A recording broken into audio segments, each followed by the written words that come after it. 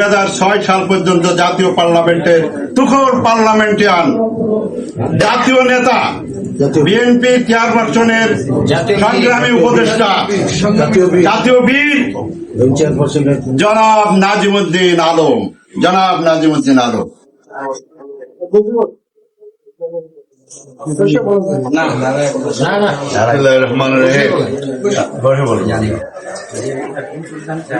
আমার প্রিয় সহকর্মী বৃন্দ, সবাই দেখে মনে হয় যে আমি আবার তো যাই হোক, আমাদের নেত্রীকে এত তাড়াতাড়ি হারানোর কথা ছিল না। আমরা তারপরেও আল্লাহ রসিম রহমত, আমার কেন যেন মনে হয় আল্লাহ দেশকে রক্ষা করেছেন, বেগম জিয়াকে পরে মুক্ত হয়েছে। মনে হচ্ছে কেমন যেন আবাবিল পাখি মক্কা শরীফ যেমন রক্ষা করেছিল। ও এত অপরাধ করছে শেখ হাসিনা, অপরাধের বোঝা এত ভারী ফলে আল্লাহ তাআলা আবাবিল পাখি পাঠাচ্ছে। দেখুন, একটা ইস্যুকে কেন্দ্র করে একটা অভ্যুত্থান হয়ে গেছে। যদিও সকল অভ্যুত্থানে ছাত্ররাই সামনে থাকে। বাংলাদেশে যতগুলো অভ্যুত্থান হয়েছে বা 52, 62, 69, সবগুলো আন্দোলনে কিন্তু 71, 90 সবকটা আন্দোলনে কিন্তু ছাত্ররাই সামনে থাকে। তো আমরা 57 বছর, যাই হোক, আমাদের অনেক সময় পেরিয়ে গেছে।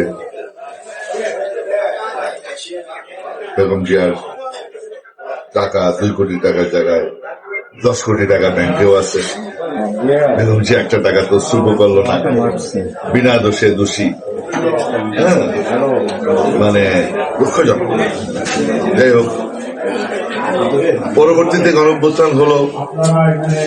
এখন গণঅভ্যুত্থানে যদিও আমাদের ছাত্র দলের, যুব দলের, স্বেচ্ছাসেবক দলের, অন্যান্য অঙ্গ সংগঠনের, বিএনপির ভূমিকা ছিল নিঃসন্দেহে, কারণ আমাদের সবচেয়ে বেশি ছিল বড় রাজনৈতিক দল হিসাবে। আমরা তো দেওয়ালে পিঠ থেকে গেছি। আমাদের তো এখন ইস্যু পাইলে আমরা ধাক্কা মারব, তো আমরা ইস্যু পাই জোরে সোরে ধাক্কা মারছি। আমরা ধাক্কা মারছি, অন্যান্য রাজনৈতিক দলও ধাক্কা মারছি। সম্মিলিত ভাবে আমরা একটা গণঅভ্যুত্থান তো সম্মিলিত ভাবেই হয়, কারণ এটা গণঅভ্যুত্থান বলা যায় না। বিপ্লব এটা কালেকটিভ কালেকটিভ মুভমেন্টে আমরা সফল হয়েছি। এদেশের জনগণ সকলে মিলে অংশগ্রহণ করেছে, ফলে আমরা সফল হয়েছি। একটা ফ্যাসিস্ট মাফিয়া সরকার চিরতরে বিদায় নিয়েছে। এখন গণতন্ত্রকে সুসংহত করা, গণতান্ত্রিক প্রতিষ্ঠানকে বিনির্মাণ করা, দেশকে নির্মাণ করা, এটা বিশাল দায়িত্ব বিএনপি। এদেশের জনগণ তাকিয়ে আছে বিএনপি, এদেশের জনগণ তাকিয়ে আছে এখন আমাদের নেতা তারেক রহমানের।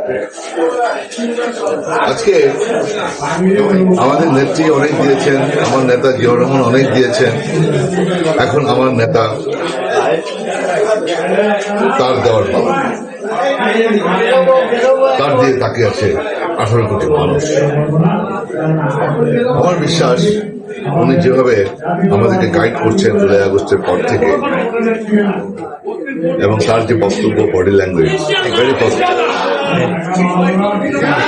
এবং তার বাবা, তার মা যেভাবে দেশ নিয়ে স্বপ্ন দেখেছেন, এদেশের জন্য করেছেন, তার দেশপ্রেম, ভালোবাসা, ঠিক তেমনি ভাবে আমরা তার লক্ষ্য করছি জিয়াউর রহমানের প্রতিচ্ছবি আমার নেতা তারেক রহমানের উপরে।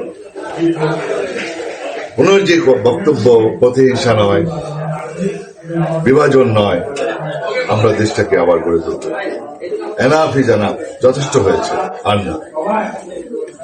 এবং তার ভিতরে দেশপ্রেম থাকবে, এটাই স্বাভাবিক, কারণ তার বাবা এই দেশের জন্য জীবনকে বিলীন করে দিয়েছে। তার মা একইভাবে এই দেশের জন্য আরামায়েশ করতে পারে। তাকে 111-এর সময় কিন্তু প্রস্তাব দেওয়া হয়েছিল, ফখরুদ্দিন মঈনুদ্দিন জাতীয় বেঈমান প্রস্তাব দিয়েছিল যে আপনি বিদেশে চলে যান, সৌদি আরবে গিয়ে রাজকীয় ভাবে থাকবেন, আপনার 2 সন্তানকে বিমানে উঠিয়ে দিন। বেগম খালেদা জিয়া বলেছেন, আমার বিদেশে কোনো ঠিকানা নেই, আমার ঠিকানা বাংলাদেশ, আমার জন্ম হয়েছে বাংলাদেশে, মৃত্যু হবে বাংলাদেশে। তার মানে তার দেশপ্রেম এবং এই দেশের 18 কোটি মানুষের প্রতি যে প্রেম ভালোবাসা, তারই বহিঃপ্রকাশ। তার 2 সন্তানকে শুধুমাত্র সে ভালোবাসছেন তা, যদি সন্তানদের প্রতি যদি তার ইয়ে থাকতো, 2 সন্তান নিয়ে তো সে আরামায়েশ করতে পারত। আজকে তো 17 বছর তার নির্যাতনা হয়। আরেকটা লক্ষণীয়, উনি জানেন আদালত, উনি যখন লন্ডনে গেলেন জেলখানায় যাওয়ার আগে, তখন কিন্তু উনি ওখানে থেকে যেতে পারেন, আইনজীবীরা গিয়েছেন ওখানে। উনি দেশ নেত্রী কিভাবে হলেন, এগুলো জাস্ট আমি 2-1টা এক্সাম্পল দিচ্ছি। উনি জেনে শুনে কিন্তু উনি এসে কোর্টে হাজির হলেন।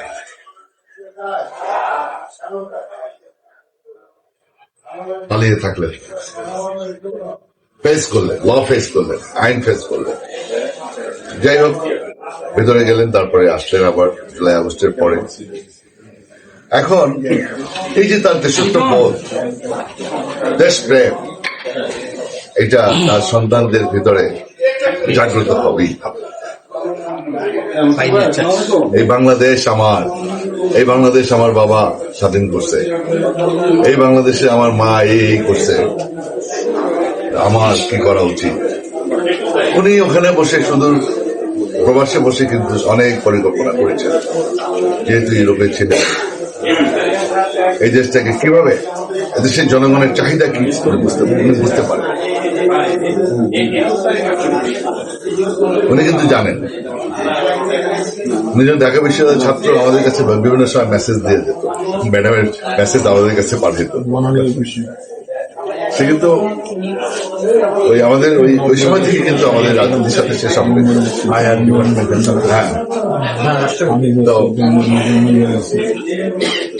তারপরে যাই হোক, এই জন্য আমার তার মনে হইতেছে যে সে আইসা যে 31 দফা যে নিয়ে আসছেন আমাদের কাছে, এটা খুবই ফ্রুটফুল দেশের জন্য, জনগণের জন্য। আরেকটা কথা বলছি যে ফ্যামিলি কার্ড, হেলথ কার্ড, কৃষি কার্ড, এই যে পরিবারকে স্বাবলম্বী করা এবং সবার জন্য স্বাস্থ্য চিকিৎসা নিশ্চিত করা, এগুলি কিন্তু যুগান্তকারী পদক্ষেপ, যেটা উন্নত বিশ্বে, উন্নত দেশে আছে।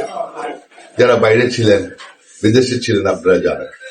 সামাজিক নিরাপত্তা, তো এই জিনিসগুলি উনি বুঝতে পারছেন যে আমাদের দেশ গরিব দেশ, এই দেশের জন্য কি কি করণীয়, কি কি করা উচিত, মানে সকল পরিকল্পনা কিন্তু উনি গ্রহণ করেছেন। এই জন্য বলছেন I have a plan, I have a plan, এমনি এমনি বলেন। এখন আমার নেতা আমাদের একমাত্র ভরসা, আমার নেত্রী চলে গেছে। নেতারা তো ষড়যন্ত্র করে মেরে ফেলছেন চিটাগাং সার্কেল হচ্ছে। উনি থাকলে তো আজকে মালয়েশিয়া ছাড়াই যেত। এখন একমাত্র ভরসা আমাদের পার্টির, আমরা যারা বিশেষ করে 90-এর যারা ছাত্র নেতা ছিল, যারা 90-এর আন্দোলন করছে, বিরোধী সামাজিক আন্দোলনের বিরুদ্ধে আন্দোলন করেছে, এরা কিন্তু পরীক্ষিত, এরা প্রত্যেকে সিনসিয়ার, আমার বিশ্বাস। এরা কিন্তু এখানে যারা আছে, আরো অনেকে আসলে 20 তারিখে হয়তো আরো অনেকে আসবে, বসবে, এরা সত্যি করে খাঁটি জিয়া শুরু। আমরা যারা আছি, আমাদের দায়িত্ব আমাদের চেয়ারম্যানকে সম্মানিত করা, আমাদের দায়িত্ব শহীদ জিয়া এবং দেশনেত্রী বেগম খালেদা যে উত্তরসূরি, তাদেরই ঔরসজাত সন্তান আমাদের পার্টির চিফ, তাকে তার হাতকে শক্তিশালী করা। আমাদের তো যাওয়ার আর কোনো ঠিকানা নাই, আমাদের রাস্তা একটাই শুরু করছে, এটা দিয়ে শেষ। সুতরাং আমাদের এটার প্রধান হইল চেয়ারম্যান, একমাত্র ভরসা। ছোট ভাইরা তো হারাইছে, আরাফাত কোকর সাহেবও নাই। এখন একমাত্র আমাদের ভরসা আমাদের চেয়ারম্যানকে আমাদের সামনে নিয়ে আসতে হবে, চেয়ারম্যানকে হাত শক্তিশালী করতে হবে। তার নেতৃত্বে একমাত্র সম্ভব এই বাংলাদেশকে কিছু করা। আর যারা আছে অন্য কোনো পার্টি, কার পক্ষে সম্ভব না। ইট উইড বি ফেইল্ড স্টেট। হ্যাঁ, সে যদি একমাত্র সে ভরসা, যে যাই বলুক, মানে বাদ কথাবার্তা যা যা উল্টাপাল্টা হইতেছে, এখন তারেক সাহেব ছাড়া কোনো আদালত নেই। এখন আমাদের দেশের জন্য, দেশের স্বার্থে এই আমাদের যে মডারেট, না বাম না ডান, আমরা দক্ষিণপন্থীও না অ্যাবসলিউটলি, আমরা বামপন্থীও না অ্যাবসলিউটলি। আমার নেতা জিয়াউর রহমান যে মধ্যপন্থী মডারেট যে জাতীয়তাবাদী যে পার্টিটা যে দিয়ে গেছে, এই যে দার্শনিক, আমার নেতা জিয়াউর রহমান, মাঝে মাঝে বলি দার্শনিক, যে দর্শন আমাদেরকে দিয়ে গেছে, এই বাংলাদেশী জাতীয়তাবাদ, এই দর্শন যে আমাদেরকে দিয়ে গেছেন, এটা অতুলনীয়। সুতরাং এটাকে নিভিয়ে ফেলা এত সোজা, শত চেষ্টা করেছিল এরশাদ, শত চেষ্টা করেছিল শেখ হাসিনা, আবার বিএনপি আবার মহিরূপে আবির্ভূত হয়েছে ইনশাআল্লাহ। যাই হোক, আমরা এখন একটা সুন্দর সময়ের সামনে আসতেছে। এখন আমাদের কাজ হলো যে বর্তমানে যে মিডিয়ার যুগ, যে আমাদের যে ডিজিটাল যুগ, এক্ষেত্রে আমাদের যে আগের যে গতানুগতিক রাজনীতি, ট্র্যাডিশনাল পলিটিক্স থেকে বেড়ে আসে, এটা কিন্তু আমার নেতার হাত শক্তিশালী করা শুধু না, শুধু নির্বাচিত করা না, নির্বাচিত হওয়ার পরেও তাকে সহযোগিতা করার আমাদের অনেক কিছু আছে, যেটা আমাদের যারা ফলোয়ার্স আছে, হানিফের যারা শিষ্য আছে, হানিফ একটা ভিপি, শামসু একটা ভিপি, পাতেন একটা ভিপি, আকিল এই যে আসছে, সাবেক ছাত্র নেতা, নব্বের আবাসী আন্দোলনের সহকর্মী, হ্যাঁ, এদের অনেক সহযোদ্ধারা আছে, এখন মোজাম্মেল, হ্যাঁ, আমাদের সালসা সোহেল, তোমাদের জাকির, তোমাদের প্রত্যেকের বিভিন্ন রকমের ফলোয়ার্স আছে। প্রত্যেক জায়গায় তোমাদেরকে বসতে হবে, বলতে হবে যে ভাই আগের ট্র্যাডিশনাল পলিটিক্স বন্ধ করো, আগের সে প্রফেশনাল থাকো, যাও না, সভাপতিকে নিয়ে থাকো, গতানুগতিক পলিটিক্স থেকে বেড়ে আসবে। এখন ডিজিটাল পলিটিক্স, এখন তোমরা কে কি করবা, সায়েন্সের সোহেল কি করে, বা কোনো একটা কিছু করলে ওটা ভাইরাল হয়ে যাবে, কিন্তু নেগেটিভ কিছু করার কোনো সুযোগ নেই, যা কিছু করতে হবে পজিটিভ। আমার নেতা তারেক সাহেব বারবার বলতেছে, প্রতিহিংসা নয়, বিভাজন নয়, আমরা ঐক্যবদ্ধভাবে দেশকে গড়ে তুলব। আর বিএনপির তো প্রতিহিংসা লাগে না, বিএনপির প্যারালাল তো কেউ নাই, বিএনপির প্যারালাল কে আছে, তাদের কি অবদান, আমাদের যারা প্রতিপক্ষ যারা আছে তাদের এই দেশের জন্য কি অবদান, এত টেনশন কিসে? এখন তোমরা যদি ভুল করো, তোমরা যদি ভুল করো, শুধু শুধু তাদেরকে প্যারালাল বানাও, এটা তো বোকামি হবে। তোমাদের তো প্যারালাল নাই, আমাদের নেতা জিয়াউর রহমান, আমাদের নেত্রী বেগম খালেদা জিয়া, বাংলাদেশের কে ওনার মতো একজন প্রেসিডেন্ট, 55 বছরের একজন প্রেসিডেন্ট দেখো তো, এত প্রেসিডেন্ট এসে গেছে, এত রাষ্ট্রপতি, সরকার প্রধান, তত্ত্বাবধায়ক প্রধান, প্রধানমন্ত্রী, প্রেসিডেন্ট, কে জিয়াউর রহমানের মতো, কে খালেদা জিয়ার মতো প্রধানমন্ত্রী, এতগুলি আইসে গেছে, অমুক তমুক প্রধানমন্ত্রী অনেক। আমাদের নেতাও কিন্তু যার বাপ প্রেসিডেন্ট, মা প্রধানমন্ত্রী, আল্লাহ প্রদত্ত সেটাই এখন তোমার এই যে জিনিসটা, তোমাদের যে গর্ব, তোমাদের যে কত কিছু অহংকার করা, তোমরা বাংলাদেশের ইতিহাস, এদেশের মাটির মানুষের সাথে তোমরা মিশে গেছো একাকার, তোমাদের কেন ভয় আমি বুঝি না। আমাদের তো কারোর সাথে কোনো প্রতিহিংসার প্রয়োজন নাই, একটা ছিল প্যারালাল যাদের সাথে আমাদের লড়াই হতো, সেটা তো নাই, ফিনিশ, দে ফিনিশ দেমসেলফ, তারা নিজেদেরকে নিজেরা ডিস্ট্রয় করছে, আমাদের কি কোন কেস? এখন তো তোমরা দেশ চালাবে তোমরা, বিএনপি চালাবে দেশ। বিএনপি দেশের জন্য তাদের অবদান। স্বাধীনতার ঘোষক জিয়াউর রহমান, বেগম খালেদা জিয়া সংসদীয় পদ্ধতি চালু করছে, সামরিক জান্তা এরশাদের পতন ঘটাইছে। ইতিহাস, জিয়াউর রহমান একটা ইতিহাস, খালেদা জিয়া একটা ভিন্ন ইতিহাস। যদিও তারা একই পরিবার, দুজনের ইন্ডিভিজুয়াল হিস্ট্রি। হ্যাঁ, এখন তারেক রহমান সাহেব ফেসিবাদ বিরোধী আন্দোলনে তার একটা বিরল ভূমিকা ছিল, ঐতিহাসিক ভূমিকা ছিল। প্রবাসী থেকেও সে আমাদেরকে পরিচালনা করছেন। কিন্তু এখন তার অ্যাক্টিভিটির সামনে আল্লাহ যদি একটু তাকে সুযোগ দেয়, তার সুযোগটা তৈরি করে দিতে হবে আমাদেরকে, পরিবেশ তৈরি করে দিতে হবে আমাদেরকে, যে আল্লাহ তাআলার জন্য আমাদের নেতা। তাহলে আমার নেত্রী অ্যাটলিস্ট চন্দ্রিমা উদ্যানে আমার নেতা নেত্রী শায়িত আছে, তাদের আত্মা শান্তি পাবে। আমরা যদি আমার নেতাকে ভালোবাসি, আমরা যদি আমার নেত্রীকে ভালোবাসি, আমি জানি, আমার বিশ্বাস, আমরা যারা এখানে শহীদ জিয়ার প্রত্যেকে আমরা আমার নেতা এবং নেত্রীকে ভালোবাসি, তাদের আত্মার শান্তি পায়, এটাও আমরা চাই। যদি সেটা চাই, তাহলে আমার নেতা তারেক রহমানকে আমরা বিপুল ভোটে নির্বাচিত করতে হবে, প্রধানমন্ত্রী বানাতে হবে, সরকার প্রধান বানাতে হবে। এটি হবে লক্ষ্য, এটি হবে লক্ষ্য। এই লক্ষ্যকে সামনে রেখে আমরা সিনসিয়ারলি কে কি দিল, কে কি পাইল, আমরা মোটামুটি সবাই মোটামুটি অলমোস্ট যারা জিয়া শুনি এখানে সবাই ওয়েল এস্টাবলিশড।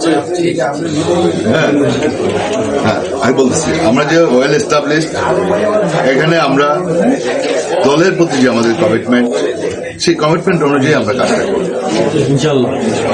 দলকে শক্তিশালী করার জন্য, আমার নেতাকে প্রধানমন্ত্রী বানাবার জন্য আমাদের যা যা করার, কে কি বললো, কে কি করলো, কে কি দিল না দিল, খাইলা কি না খাইলা, এগুলি নিয়ে কোনো ক্রিটিসিজম আমাদের যারা আছি আমরা 90 আমরা এটা করবো,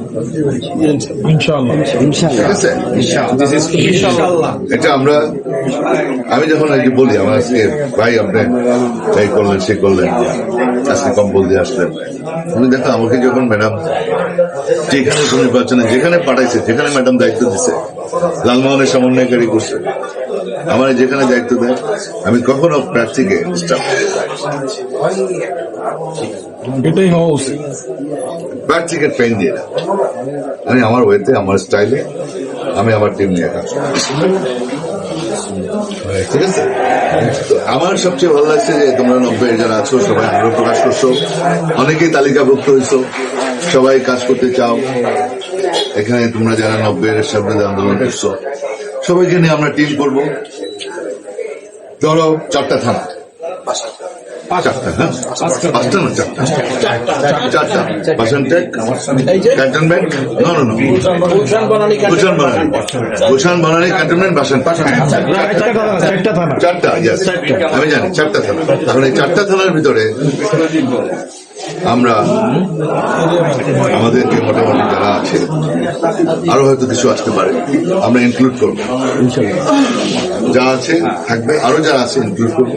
ইনক্লুড করার পরে আমরা এই 4টা থানায় আমাদের গণসংযোগ করার জন্য আমরা একটা টিম করবো।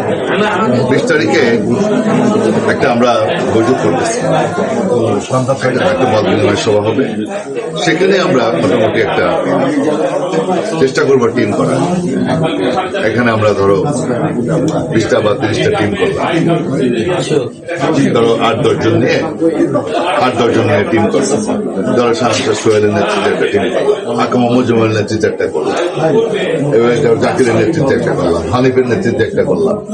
এইভাবে আমাদের ছেলেপেলে যারা আছে, হ্যাঁ, জাকির, সম্রাট, শরীফ, হুমায়ুন, আমাদের যারা যারা আরো যারা মোটামুটি ফেসগুলো আছে, কয়েকজনের নেতৃত্বে একটা টিম করে কিছু মেম্বার করে দিলাম। এই টিম তোমরা আমাদের লিফলেট 31 পয়েন্টস এটা নিয়ে বাড়ি বাড়ি বিভিন্ন জায়গায় গেলা। তারপরে যদি কোনো মিটিং এর আয়োজন করো, ওইখানে স্থানীয় নেতৃবৃন্দের সাথে আলাপ করে যে একটা মিটিং করা দরকার হয়, একটা উঠান বৈঠক করা দরকার থাকে, সেখানে অ্যারেঞ্জ করলাম, করে আমি চলে গেলাম। অর্গানাইজ হবে, বাড়ি বাড়ি যাবে, জনসংযোগ হবে, লিফলেট বিতরণ হবে। আমরা যদি একটু রিস্ক করতে পারি যতটা সম্ভব, তারপরে একটু বাজার টাজারে ঢুকলাম। তোমরা একদিন বললা যে ভাইয়া মার্কেট আছে, মার্কেটে আপনি নিয়ে আমরা মার্কেটটা জনসংযোগ করবো। মার্কেটে ঢুকে যাবো, দেখবো মার্কেট গম গম। আজকে ঢুকছি আমি ঘুরাইলে লিফলেট বিতরণ করছি, ঘুরাইলে মিটিংও করছি দুইটা। আবার পথে পথে হাঁটতেছি যে আমি গাড়ি দূরে নিয়ে রাখ, আমি হাইটা হাইটা লিফলেট বিতরণ করতে ওখানে গম গম ঘুরাইলে আওয়াজ হয়ে গেছে যে আমি আসছিলাম।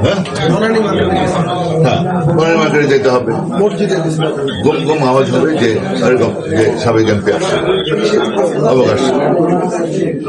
আল্লাহর ইচ্ছা এবং যার পরিচয় এবং যে আমাদের যে পরিচয় দিচ্ছে তার পরিচয় দেওয়ানে মোটামুটি দু চারজনে চিনে আমাদের, তাই না? সেই জন্য আমরা যদি যাই একটা মার্কেটে, একটা জায়গায় যাই, একটা স্পটে যাই, আজকে যাই আমার তোমার বিকালবেলা 4টার সময় আমি কম্বল দিয়ে আসছি আমার মতো করে। আমি